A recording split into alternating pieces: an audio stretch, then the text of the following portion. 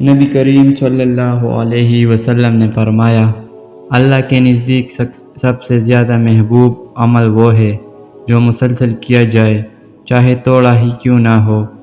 نبی کریم صلی اللہ علیہ وسلم نے فرمایا، مومن کی مثال کھیت کی طرح ہے، ہوا جدھر بھی چلتی ہے وہ جھک جاتا ہے مگر ٹوٹتا نہیں۔ نبی کریم صلی اللہ علیہ وسلم نے فرمایا، جس نے صبر کیا اللہ نے اسے صبر عطا کیا اور اس سے بہتر عطیہ کسی کو نہیں دیا گیا۔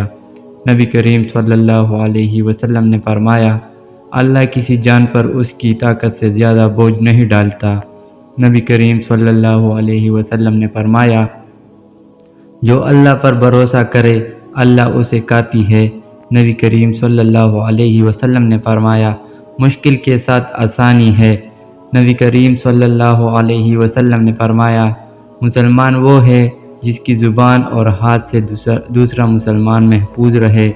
نبی کریم صلی اللہ علیہ وسلم نے فرمایا، اللہ ان لوگوں سے محبت کرتا ہے جو کام کو خوبصورتی سے کرتے ہیں۔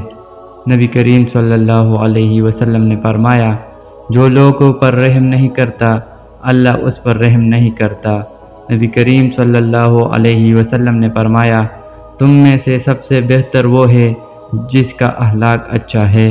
نبی کریم صلی اللہ علیہ وسلم نے فرمایا، جو اپنے غصے پر قابو پائے اللہ قیامت کے دن اسے عزت دے گا۔ نبی کریم صلی اللہ علیہ وسلم نے فرمایا، صدقہ گناہوں کو ایسے بجھا دیتا ہے جیسے پانی آگ کو۔ نبی کریم صلی اللہ علیہ وسلم نے فرمایا، جو علم حاصل کرنے کے راستے پر چلا اللہ اس کے لیے جنت کا راستہ آسان کر دیتا ہے۔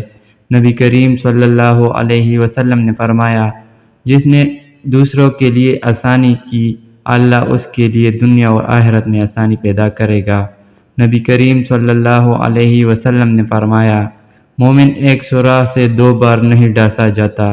نبی کریم صلی اللہ علیہ وسلم نے فرمایا، جو شکر ادا نہیں کرتا وہ نعمت سے محروم ہو جاتا ہے۔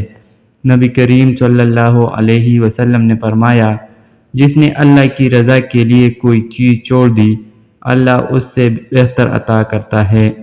نبی کریم صلی اللہ علیہ وسلم نے فرمایا، جس نے اللہ کے لیے محبت کی وہ ایمان والا ہے۔ نبی کریم صلی اللہ علیہ وسلم نے فرمایا، جو اپنے والدین پر مہربانی کرتا ہے اس کی عمر میں برکت دی جاتی ہے۔ نبی کریم صلی اللہ علیہ وسلم نے فرمایا، اللہ ان لوگوں کو بلند درجہ دیتے ہیں جو دوسروں کو فائدہ پہنچاتے ہیں۔